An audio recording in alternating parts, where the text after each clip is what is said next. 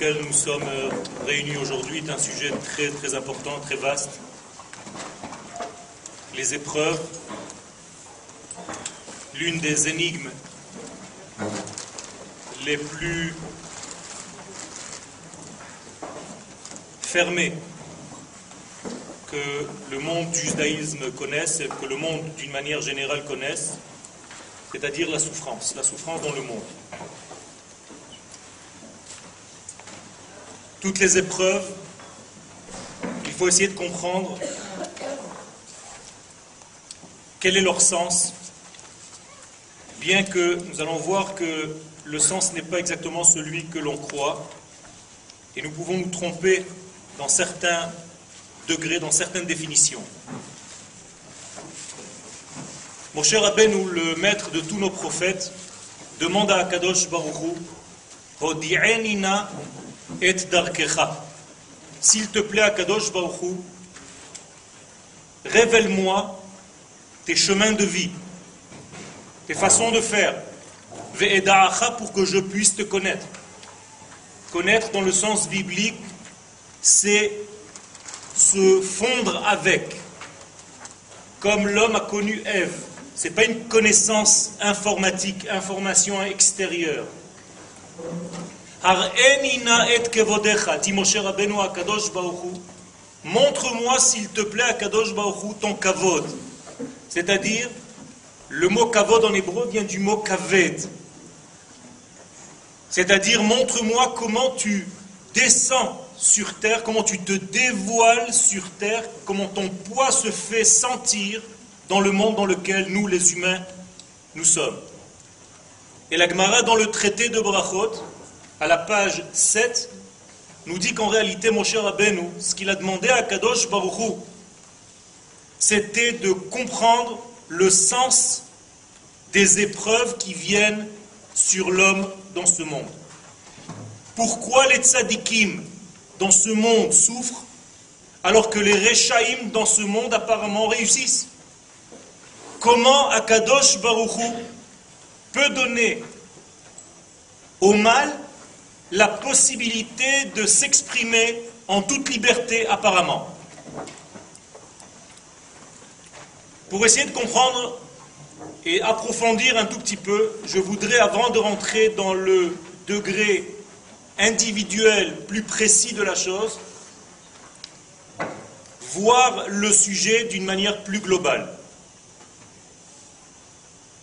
Pour voir le sujet d'une manière plus globale, je vais voir les écrits du Ramchal, Rabbi Moshe Chaim Luzzatto alav shalom, dans son livre Da'at Tevunot. Le Ramchal écrit là-bas, Yesh lecha la da'at akdama gdola. Il faut que tu saches une règle, un axiome de base très important. Shebe'emet, qu'en réalité, En hakadosh baruch hu mo'es yegia kapav le'olam chas v'shalom. Hakadosh baruch hu ne détruit pas ce qu'il a lui-même construit et créé. Ve'eino ozev u'meniach et ha'olam. Et Hakadosh baruch hu ne quitte jamais ce monde qu'il a créé.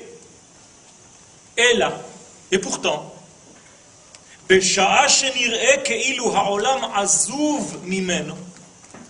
certains moments où nous avons l'impression qu'Akadosh Baruch Hu a quitté le monde, en tout cas que le monde est délaissé par Akadosh Baruch Hu, dit le Ramchal,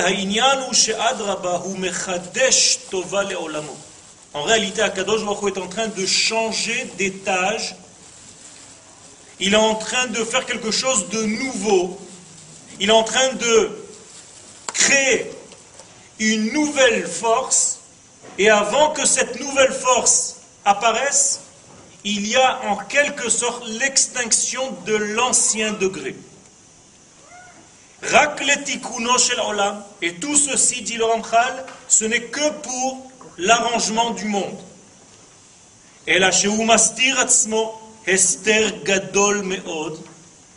Mais pour faire ce travail, il y a, et là le mot hester ne veut pas dire seulement se cacher, les hastir, mais en même temps stira, qui veut dire un paradoxe, pas une gifle. Stira, c'est avec un tête, une gifle. Stira avec un taf, c'est un paradoxe, soter, contre. Ça veut dire qu'Akadosh Baruch Hu apparaît dans un angle de vision et dans son contraire, en même temps. C'est-à-dire que Akadosh Baruch Hu se trouve, je vous donne un exemple, juste pour comprendre, chez un homme qui vient de se faire voler, qui court après un voleur, qui a l'objet qui vient d'être volé. Donc il y a le volé et le voleur. Et Akadosh Baruch Hu se trouve chez les deux. Ça veut dire que le voleur a volé grâce à la force divine qui est en lui, et celui qui a été volé, lui aussi, est en train de courir après le voleur avec la force divine qui se trouve en lui. Et Dieu se trouve chez les deux. Très difficile à concevoir, mais en réalité c'est une réalité. C'est la vie.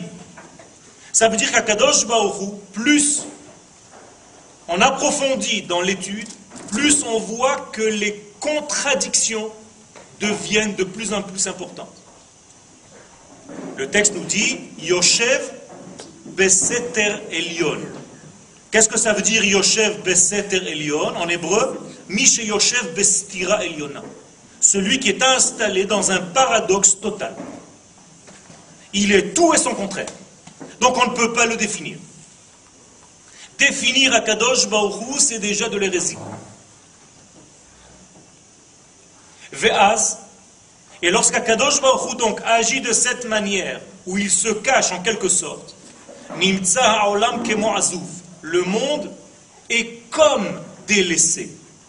Ubnei ha'adam sovlim, et à ce moment-là, ici, dans l'étage d'en bas, les hommes souffrent. Les sages nous donnent un exemple. Dans Bereshit Rabbah, concernant Yaakov Avinu, alav shalom. Yaakov dit à ses enfants, Vayomer Israël, lama hare'otem li. Pourquoi vous me faites autant de mal? Autrement dit, je vous rappelle juste le contexte, Yaakov demande à ses fils, pourquoi vous avez dévoilé que Binyamin existe? Maintenant, à cause de vous, je suis obligé d'envoyer aussi Binyamin, j'ai déjà perdu Yosef. Regardez ce que dit le Midrash. Mais Olam lo amar Yaakov Avinu davar shel batala. Jamais Yaakov Avinu a dit quelque chose de vain, sauf ici. Incroyable. Concernant Yaakov. Comme si Yaakov a dit quelque chose, qu'Akadosh Baruch Hu lui dit, mais tu n'as rien compris, mon vieux. Regardez l'expression de Dieu. Ani osek lehamlich et beno bemitzrayim. Moi, Kadosh Baruch Hu, qu'est-ce que je suis en train de faire maintenant en réalité? Je suis en train de mettre en place son fils Yosef, que Yaakov pense être mort. Mais moi, je suis en train de le mettre roi d'Égypte. Vehu Omer, et lui, il est en train de dire Lama hare'otemli. Pourquoi vous me faites du mal? Vous voyez le paradoxe? Il y a deux caméras. Une caméra en haut, une caméra en bas. La caméra d'en haut voit ce qu'Akadosh Baruch Hu est en train de tramer dans l'histoire. Et la caméra d'en bas, elle voit en gros plan les souffrances d'un père. Kol zman shaya Yaakov Avinu betzar al parashat Yosef mimeno. Lorsque Yaakov était dans cet état de tristesse, d'étroitesse, de deuil concernant Yosef, Akadosh Baruch Hu lo haya megalgel kilgulim lehamlich et Yosef ou lachayot et Yaakov beshalva. Tout ce que faisait Akadosh Baruch Hu, c'était tout simplement de préparer une quiétude pour Yaakov dans son avenir et faire en sorte que le peuple d'Israël soit bien en Égypte. Vous voyez le paradoxe. Et là, mais parce que ça vient d'un degré très profond, très divin, incompréhensible à l'homme, Yaakov, lui, dans ce monde, ressent la souffrance. Écoutez bien ce que dit le Ramchal. Cette histoire a construit une matrice, un exemple pour tout ce qui va venir dans l'avenir. Chez l'école Iloui, qu'à chaque fois qu'Akadosh Baruch Hu veut faire monter quelqu'un à un étage supérieur par rapport à ce qu'il est maintenant, ou alors au monde, Kol izdamen atov eino mizdanum ba'ela mitoch omek atzat hanisteret. Tout va venir d'une manière qui n'est pas très très belle à voir, une manière qui apparemment casse toutes les données qui sont pour l'instant stables. Autrement dit, avec des mots simples, pour passer à un étage supérieur, il faut obligatoirement passer par une instabilité momentanée. Sinon, on ne peut pas monter d'escalier. Et c'est pour ça qu'Akadosh Baruch Hu ne veut pas faire ce mal, mais ce mal apparaît dans ce monde,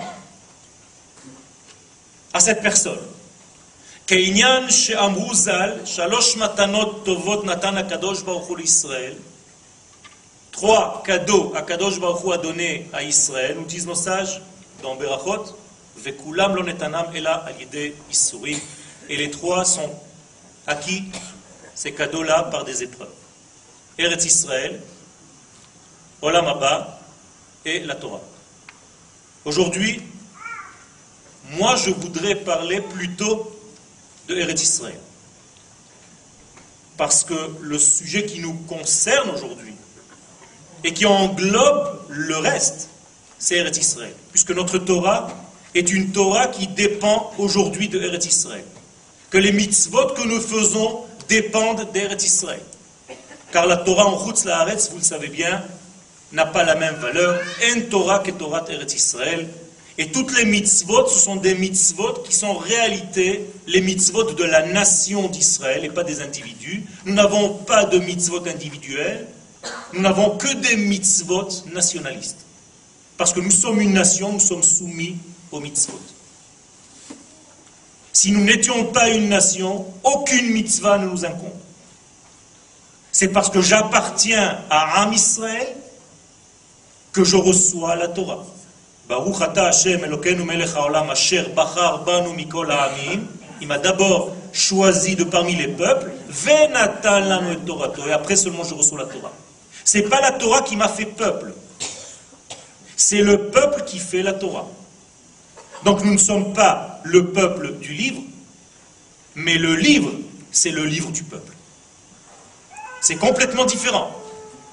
Ça veut dire que la donnée divine numéro 1, c'est Israël.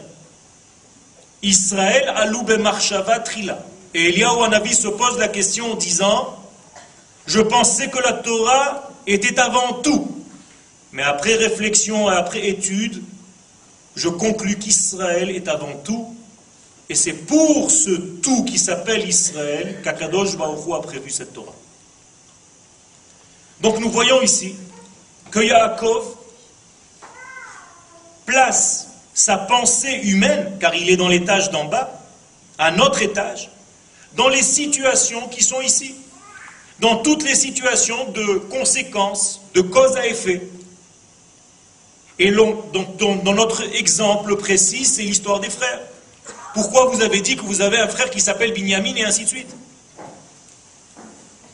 Et il ne comprend pas, dit le Ramchal, qu'il est en train de rater en fait la source, que tout ce qui est en train d'être fait, c'est la main d'Akadosh Baruch Hu. Je conçois que c'est une chose très, très compliquée, plus facile à dire qu'à vivre, mais c'est le fondement même de toute la compréhension de notre résurrection nationale. Toutes les crises, tous les problèmes que nous sommes en train de traverser lorsque nous revenons sur notre terre en tant que nation qui commence à jouer son rôle dans le monde. Toutes ces crises-là, tous ces problèmes ne sont qu'une préparation pour rendre Kasher apte à la nouvelle étape, au degré nouveau que nous sommes en train d'atteindre. Et ça fait mal. Il y a des douleurs pour grandir. Ke'evek dila. Même chez les enfants, lorsque les os commencent à grandir, il y a des douleurs. La douleur fait partie du développement. Ça veut dire que nous sommes en train de grandir et ce degré de développement est accompagné par une douleur intrinsèque au fait que nous grandissions. Et les sages nous disent que notre processus de Géoula ressemble à une biche. Comme c'est écrit dans Shir Hashirim, Lecha dodi udme lecha litzvi ole ofer ha'ayalim. Pourquoi? Disent nos sages, Ma tzvi ze nir'e vechozer venichse. De la même manière que cette biche, lorsque tu la vois courir et s'éloigner de toi, de temps en temps tu la vois, de temps en temps elle est cachée. Nir'e vechozer venichse. Et encore une fois tu la revois, et encore une fois elle se cache. On n'arrive pas à la suivre totalement, continuellement. Il y a des périodes de vide et des périodes de plein. Car Goel Acharon, dans la dernière Géoula, celle dans laquelle nous sommes en plein, il y aura des périodes où les choses vont être claires et des périodes où les choses vont être sombres, douloureuses. Et on ne comprendra pas ce qui se passe.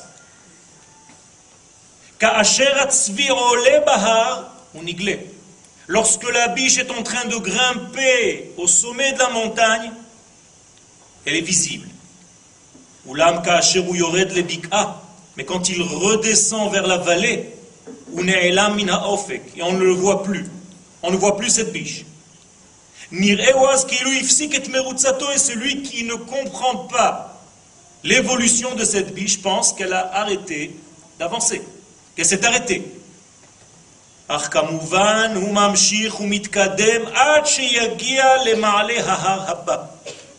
En réalité, il est descendu dans une vallée pour remonter dans une montagne plus haute, une deuxième montagne. Et on le verra encore une fois. Vous voyez que dans notre période de Géoula, nous avons des moments où nous sommes sûrs que ça y est, c'est là, c'est fini. Et un instant plus tard, on sombre dans une dépression, dans une angoisse, dans une déprime, dans des problèmes, dans des situations terribles telles que nous les connaissons ici. Et on a l'impression que tout est foutu.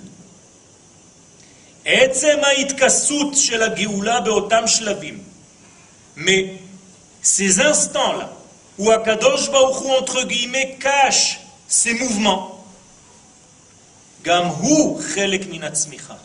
il fait partie intégrante de l'évolution messianique.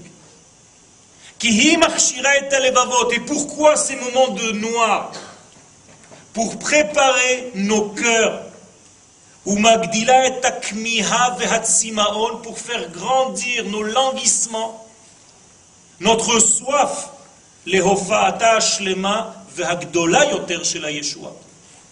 pour que nous soyons beaucoup plus près, beaucoup plus désirants de ce degré qui nous vient, entre guillemets, au départ, calmement.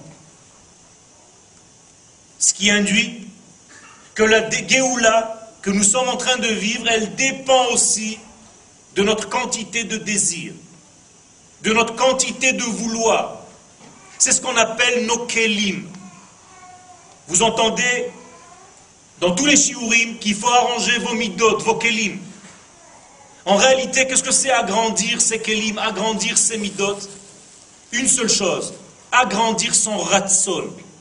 Augmenter votre volonté, votre désir à la chose que vous êtes en train de vouloir. Et vous allez être jugé, et nous sommes jugés, que par rapport au désir véritable que nous avons à l'intérieur, chacun de nous, de la chose. Car plus le désir est grand, plus ton ustensile est capable de recevoir une lumière beaucoup plus grande. Autrement dit, Akadosh Baruch Hu descend dans ce monde selon les vases, les réceptacles. Et les réceptacles sont fabriqués d'une seule matière, le désir, le vouloir, le languissement.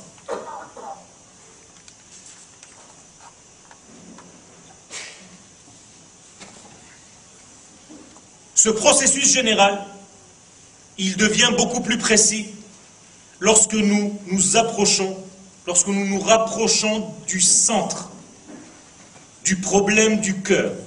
En hébreu, Bayat Haliba, Yerushalayim. Yerushalayim, c'est le centre spirituel et physique de l'univers tout entier. Tout ce qui se passe à Yerushalayim influence tout ce qui va se passer dans le monde entier. Ne vous posez pas trop de questions. Pourquoi, lorsque nous sommes en train de revenir à Yerushalayim et nous sommes en train de nous renforcer en elle, les ennemis les plus féroces que nous avons essayent de nous décourager, d'annuler notre lien avec cet endroit qui est en réalité le centre névralgique de tout le cosmos, pas seulement de la planète Terre. Ça veut dire d'une manière intuitive, les nations du monde sentent qu'ici commence à se tramer, à se construire une alternative à toute la culture qui règne dans le monde. C'est ici la vraie alternative. C'est ici que nous sommes en train d'offrir quelque chose que les nations du monde ont raté. Car la perversion les a mangés de l'intérieur. Les valeurs qu'offre Eretz Israël avec le peuple en elle, ce sont des valeurs qui sont des valeurs divines, avec une éthique qui n'est pas de ce monde. Et intuitivement, les nations du monde le ressentent. Et ces nations du monde voient en nous un danger pour l'humanité tout entière. Bien qu'en réalité, dans le monde le plus intérieur, c'est l'arrangement le plus merveilleux qui puisse être. Nous sommes là que pour arranger le monde. Mais les nations extérieurement voient en nous le plus grand des dangers. Car tout va pousser de Tzion. Et cette contraction que nous sommes en train de vivre avant cet accouchement final, eh bien cette contraction va apparaître de plusieurs manières. Le Midrash Shocher Tov nous dit, dans le signe 118, qu'après que le roi Gog et Magog va déprimer parce qu'il ne pourra pas atteindre Jérusalem par la guerre, il va essayer de la conquérir en envoyant des grouzotes, comme ça il dit là-bas, c'est-à-dire des feuilles, des feuillets dans le monde. Nous savons traduire ça dans notre langage d'aujourd'hui, une guerre diplomatique. Sur ce degré, il est écrit dans ce que vous dites à chaque Rosh Chodesh, dans un psaume de Teilim, Sabuni kidvorim. Les nations du monde vont m'entourer comme des abeilles. Dvorim, diburim. Toutes les nations du monde vont parler. Par la parole, on va essayer de nous détacher de ce lieu. Aliédé diburim. Les abeilles, c'est le degré qui parle. Mais à la fin, le verset dit Beshem Hashem ki amilam. Au nom d'Akadosh Baruch Hu, là aussi il y a le mot Mila, mais amilam. Je vais leur enlever cette capacité de parler contre Am Israël. Ça veut dire qu'il y a ici une guerre à plusieurs niveaux qui est tout entière ciblée vers notre retour sur cette terre. Et maintenant, Moraï Vorabotai, je vais un petit peu rentrer au niveau individuel aussi de cette souffrance, avec votre permission. Vous voyez donc que le peuple d'Israël a un rôle très important de remettre en ordre tout ce qui est sorti de l'ordre. Le monde a un ordre. Le monde est soumis à un ordre. Mais cet ordre-là, il est en réalité divin. Or, le divin est étranger au monde dans lequel nous sommes. Pourquoi est-ce que le Beth Amikdash, le premier, le deuxième ont été détruits et nous sommes en plein dans cette période? Parce que tout simplement le Beth Amikdash est un corps étranger dans notre monde. C'est un corps divin dans un monde humain. C'est une ambassade divine sur terre. Or, quand vous voulez greffer un membre qui n'est pas de la même racine, de la même nature, il y a un rejet.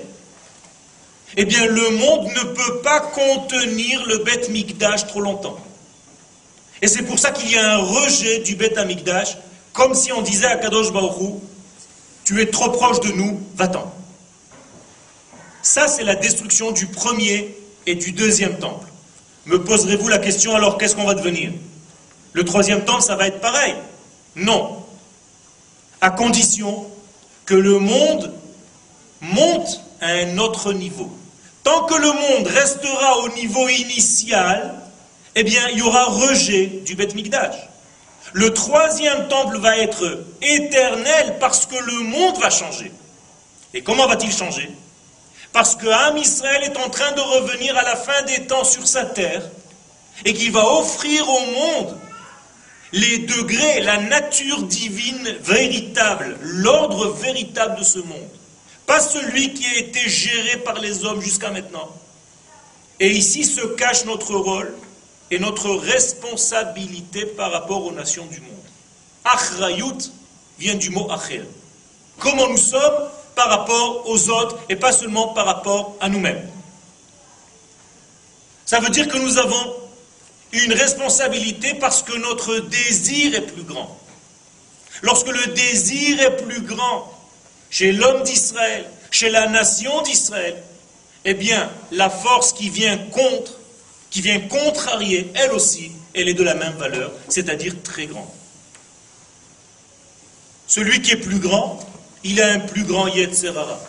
Le peuple d'Israël a un grand désir. Il ne se suffit pas de petites choses. Nous sommes un peuple de l'extrême, parce que nous avons une nature divine, et intuitivement, il n'y a rien qui nous suffit dans ce monde. C'est pour ça que les Juifs vont jusqu'au bout de chaque chose.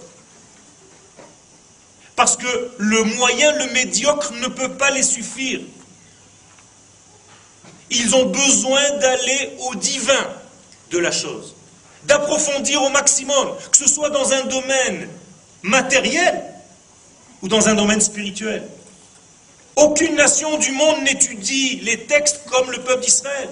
Pourquoi on a besoin de rester autant d'années à approfondir un texte? Ça suffit, tu l'as compris.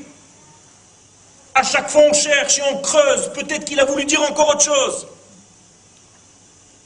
Nos ancêtres étaient des creuseurs de terre. Chofre be'erot.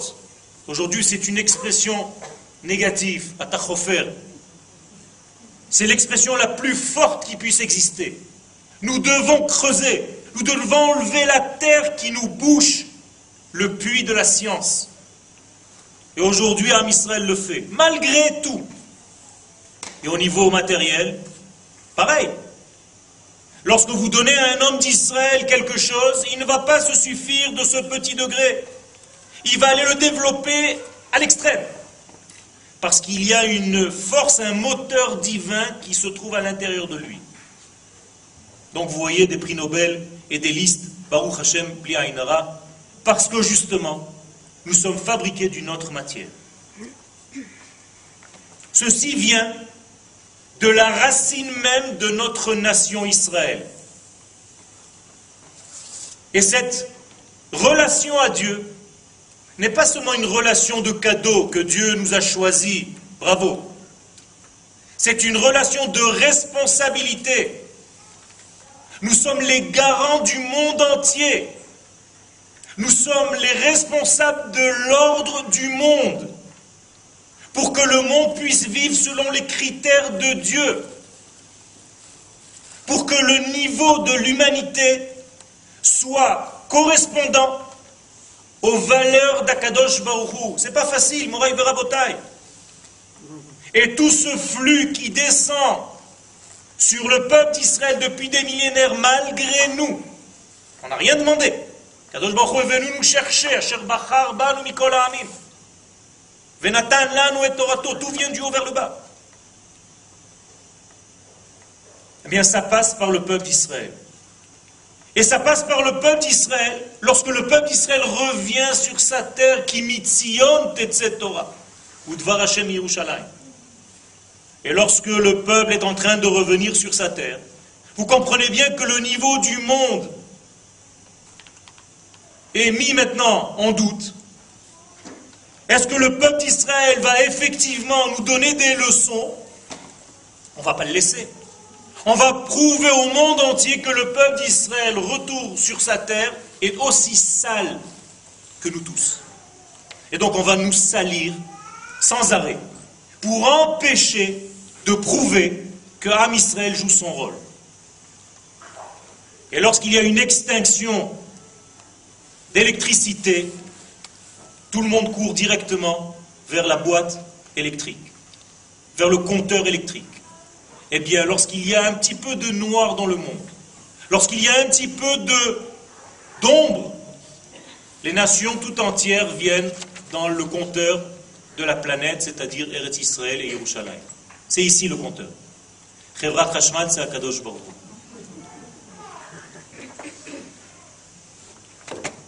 Mais une chose est importante. Il ne faut pas oublier que tout ce que nous avons n'est que prophétie.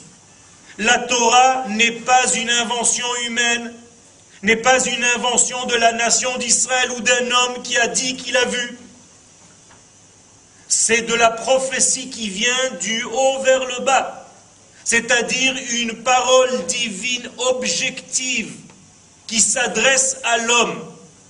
Je sais que c'est difficile à comprendre que Dieu n'a rien d'autre à faire que de s'adresser à l'homme. Et pourquoi s'adresse-t-il à l'homme? Pour offrir au monde les valeurs du divin. Sinon le monde ne sert à rien. Ce n'est pas une création pour être créé. Dieu a créé le monde pour que les valeurs du très haut soient dans le très bas. Et nous sommes le vecteur, nous sommes le passage obligatoire pour faire descendre cette parole divine, ces éléments du divin, vers le monde d'en bas. La'asot min haaretz shamayim. Pour que cette terre devienne ciel. On n'aurait pas pu inventer une histoire comme ça, telle que la Torah. Ce n'est pas un sentiment qui a grandi, qui a poussé de l'humanité, même pas d'Israël, parce que ça aurait été subjectif, donc faux. Les actions d'Israël, dans la Torah et dans les mitzvot, et il faut le rappeler, ce sont des actions du divin que nous les hommes appliquons. Ça veut dire que la Torah est sienne. Les mitzvot sont à lui. Asher kideshanu bemitzvotav et pas bemitzvotenu. Nous n'avons pas de mitzvot, moraï verabotai. Les mitzvot que nous appliquons, ce sont des mitzvot de Dieu. C'est-à-dire que Dieu vit sa vie divine à travers Israël, à travers nos actes, à travers notre étude. Les actions que nous faisons ici-bas sont obligatoirement des actions qui correspondent à la nation d'Israël et pas à des individus. Car Dieu n'a pas créé des Juifs. Dieu a créé une nation qui s'appelle Israël, qui elle est formée d'enfants d'Israël, qui s'appelle dans l'avenir des Juifs. Ce n'est pas des familles qui se sont réunies pour former un peuple, ce n'est pas comme ça. Dieu a créé le peuple d'Israël. Ça veut dire que nous sommes dans notre source la plus profonde, peuple, avant d'être juifs individuels. Donc lorsque vous faites une mitzvah, ne croyez pas que vous faites une mitzvah individuelle qui vous incombe à vous seul. Vous faites une mitzvah du peuple d'Israël, qui est en réalité une action du divin lui-même. Et ça passe par l'individu lorsqu'il l'a fait. Quand je mets les tefilines le matin, c'est Zecher Li'itziat Mitzrayim, c'est en souvenir de la sortie d'Égypte. Donc, au fait que je sois devenu peuple. Donc, je remercie Akadosh Baruch Hu de faire partie de cette nation, donc je mets maintenant un acte apparemment individuel avec des phylactères sur mon bras. Mais c'est une action du peuple. Donc, toutes les mitzvot sont nationales de la nation d'Israël, Et toute la Torah, tout entière, est une Torah de la nation. Car si ça n'était pas le cas, Dieu ne nous aurait pas donné la Torah au Mont Sinaï. Il a attendu qu'on soit un peuple révélé en tant que tel pour nous donner la Torah au Mont Sinaï. D'abord nous sommes un peuple et après nous recevons la Torah et les mitzvot. C'est comme ça qu'Akadosh Baruch Hu descend sur terre. C'est comme ça qu'Akadosh Baruch Hu arrive dans notre monde. Et lorsque nous dévions de notre responsabilité cosmique, car la Torah est cosmique, il faut arrêter de penser que la Torah est un petit degré, une petite étude dans mon petit quartier. La Torah est cosmique. Nos paroles influent le cosmos tout entier. Nos actions influent tout ce qui se passe dans les étoiles, dans le firmament. On l'a vu dans la paracha d'hier. Pour entrer en Eretz Israël, Dieu nous dit, attention à votre bouche. Tout ce qui sort de ta bouche, fais-le. Quel rapport? Parce que tu es l'homme par excellence. Et l'homme par excellence, c'est le verbe. Ruach memallela, un souffle qui parle. Respecte ce qui fait de toi un homme. Ta bouche. Mais notre chemin est parsemé de difficultés, d'épreuves, jusqu'à ce que nous soyons de retour sur ce lieu tellement grand qui nous demande, qui exige de nous d'être à la hauteur. Il est très difficile de vivre dans un lieu énergétique tel que Eretz Israël. Comme il est très difficile de vivre dans un compteur électrique. Nous sommes en plein dans le compteur électrique. Et plus vous vous approchez du Beth Amikdash, plus il y a un zérem, il y a un flux, il y a une lumière, il y a une intensité, il y a des volts et des révoltes. Et toutes ces épreuves ne sont pas des punitions. Nous n'avons pas un père fouettard. Akadosh Baruch Hu n'est pas un punisseur. Mais il a mis dans le monde un système d'autogestion. À chaque fois que nous sortons du rail, le monde s'occupe de nous ramener vers notre véritable identité. Notre nature ne nous laisse pas tomber. À chaque fois, elle nous ramène vers nous-mêmes. À chaque fois que nous sommes déviants, en hébreu, Satan, car Satan ne veut pas dire Satan, Satan ne veut rien dire. Satan vient du mot stia, qui veut dire déviation. Et lorsque nous sommes dans un degré de déviation, Akadosh Baruch Hu a placé dans ce monde un degré qui nous ramène vers nous-mêmes. Lorsque nous sommes à Rosh Hashanah devant Akadosh Baruch Hu dans ce jugement, bientôt c'est déjà les slichot, les gens pensent qu'Akadosh Baruch Hu est assis sur une chaise et que nous passons devant lui. Qui en réalité nous juge? Nous-mêmes. Akadosh Baruch Hu place en face de chacun de nous sa véritable Neshama. En face de Yoël, il place le vrai Yoël. Et le vrai Yoël regarde le Yoël que je suis et il me dit, mon pauvre, tu es bien loin de moi. Ou alors, Chazak ou Baruch, tu as fait un effort, tu es en train de te rapprocher de moi. C'est moi avec moi. Et le vide entre nous, le décalage entre nous, c'est l'enfer. Et la proximité entre nous, c'est le paradis. Eden en hébreu, la sensibilité. Et les Issourim, les épreuves, sont des épreuves parce que nous dévions en tant que nation tout entière. Ce n'est plus une responsabilité personnelle seulement. C'est pour ça que quand il arrive quelque chose dans ce peuple, nous sommes tous concernés. Et pas seulement la personne elle-même qui a subi. Et dans toutes ces épreuves, toutes ces étroitesses qui frappent Israël, qui frappent le tzibour d'Israël, qui frappent les individus d'Israël, en réalité c'est un grand mouvement de tri et de retour vers l'identité. En hébreu, birou. Il y a un travail de tri pour nous ramener vers nous-mêmes, pour que nous soyons nous-mêmes. Et surtout, lorsque nous avons déjà atteint plusieurs degrés de ce cheminement, c'est-à-dire lorsque nous sommes redevenus une nation, il y a 63 ans. Car la nation d'Israël, avant la création de l'État d'Israël, était en sommeil, Atzamot Yeveshot, comme des ossements desséchés, nous étions dans l'exil. Aujourd'hui, nos ossements sont en train de revenir et ils prennent corps. Le corps est un corps national, et il ne faut pas l'oublier. Et c'est maintenant que nous atteignons notre nouveau nom, Israël.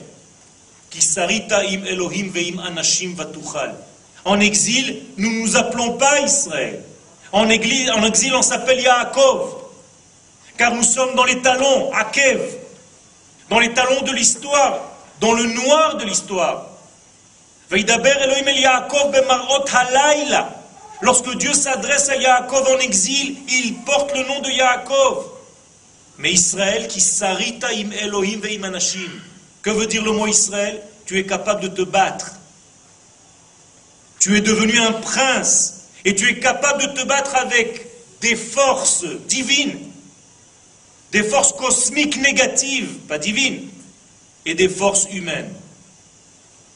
Et lorsque nous sommes en train de revenir à Yerushalayim, comme par exemple à la guerre des 6 jours, eh bien nous sommes revenus aussi à la prise de conscience de la sainteté qui se cache à l'intérieur de nous. Pas seulement dans le monde nationaliste, laïque, mais même le côté divin est rentré en nous en 67. C'est-à-dire que nous avons eu le mérite de lier la Torah au royaume d'Israël. Le dati avec le léoumi. Le religieux avec la nation. Et depuis, nous sommes en train de nous battre vis-à-vis des nations du monde qui veulent mettre en cause notre légitimité sur cette terre. Et apparemment, il y a une bonne raison pour ça, à cette contradiction de toutes les nations. Pourquoi? Pour nous pousser à atteindre notre 3e nom, Yeshurun. Ça veut dire notre côté universel. Vous voyez la graduation? Nous étions en exil Yaakov, nous sommes revenus Israël, et maintenant nous devons atteindre notre 3e degré, c'est-à-dire être une lumière, un exemple pour les nations du monde. Ça c'est déjà un 3e qualificatif, Yeshurun.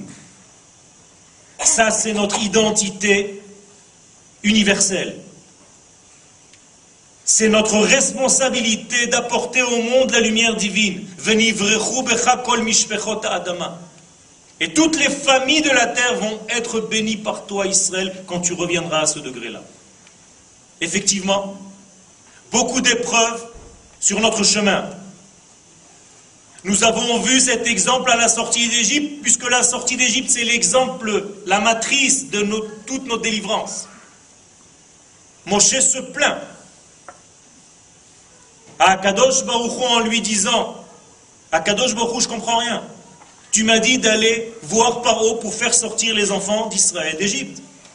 Or, depuis que je suis arrivé chez Paro, il y a plus en plus de malheurs qui s'abattent sur le peuple d'Israël. Je ne comprends plus rien. Mais Az bati el Paro di Moshe, hera la amazé. Pourquoi? Pourquoi plus je m'approche de la lumière, plus je suis dans le noir? C'est incroyable ce phénomène. Pourquoi ce paradoxe? Pourquoi la nuit est plus sombre avant le lever du jour et pas à minuit? Pourquoi il fait plus froid juste avant le lever du soleil plutôt qu'à minuit? Pourquoi? Pourquoi lorsque je veux aller vers le soleil et que je monte sur une fusée, je quitte le jour pour arriver dans la nuit de l'espace, alors que je vais vers le soleil?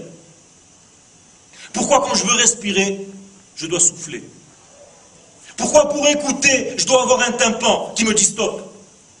Pourquoi pour voir, il faut que j'ai un écran qui me ramène?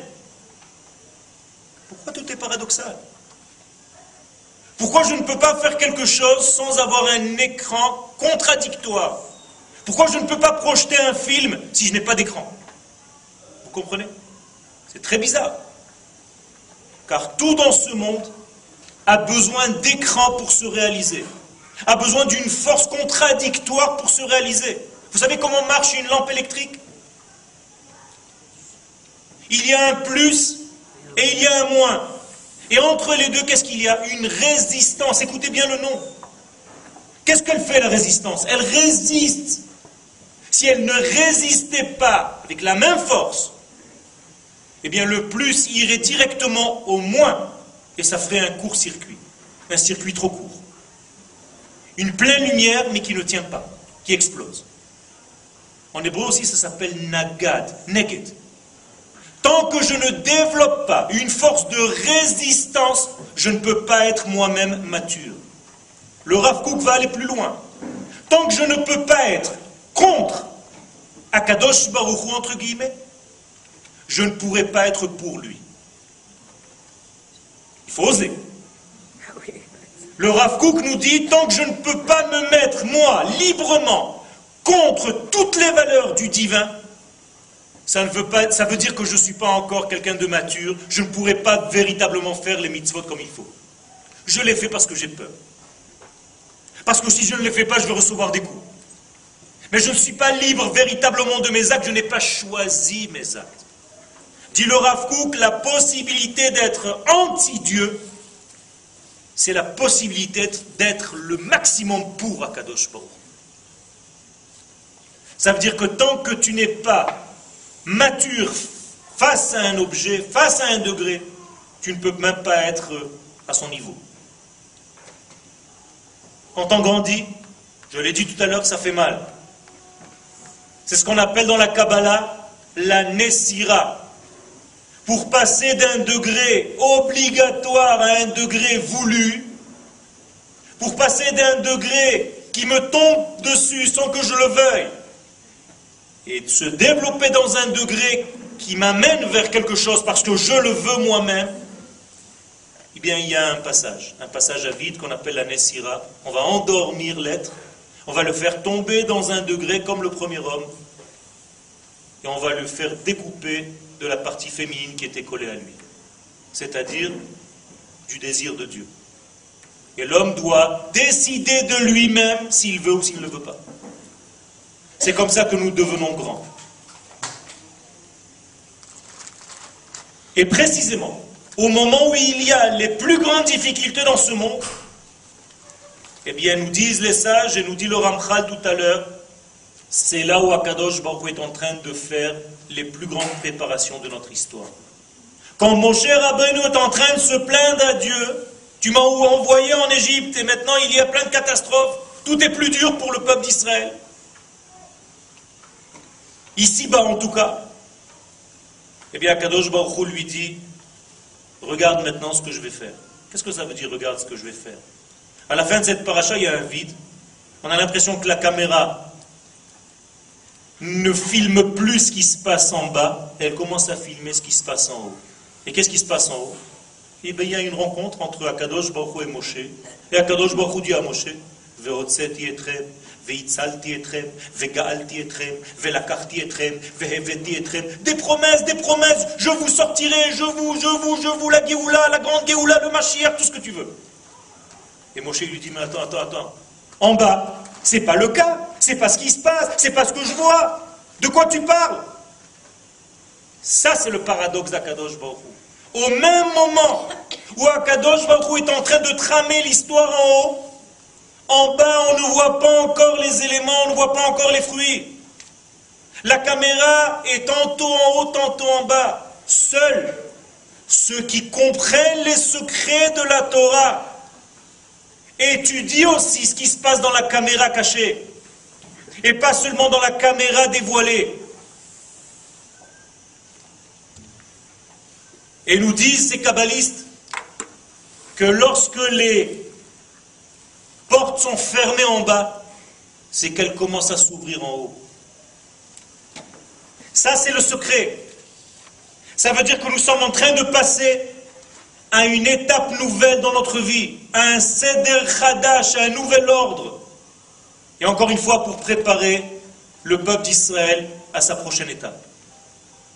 Dans la Megillah de Echa, que nous sommes pratiquement en route, en espérant que Be'ezrat Hashem, on ne lira plus cette Megillah dans l'ordre, dans le système dans lequel nous sommes maintenant. Il y a une phrase extraordinaire de tout ce que je viens de vous dire. Darkei Tzion Avelot.